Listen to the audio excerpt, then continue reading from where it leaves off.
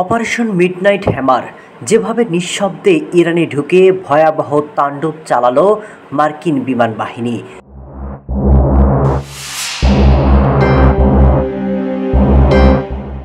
সবকিছু শুরু হয় মধ্যরাতের কিছু পরে।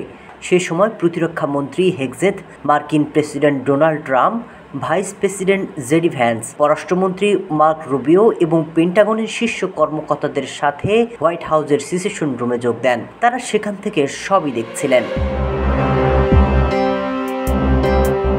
এ অভিযানে সব মিলিয়ে মার্কিন সামরিক বাহিনীর ১২৫টির বেশি বোমারু বিমান অংশ নেন। সে সময় দেখা গেছে একটি বিমান বহর মার্কিন যুক্তরাষ্ট্রের মিসৌরির এক প্রত্যন্ত বিমান ঘাঁটি থেকে উড্ডয়ন করেছে।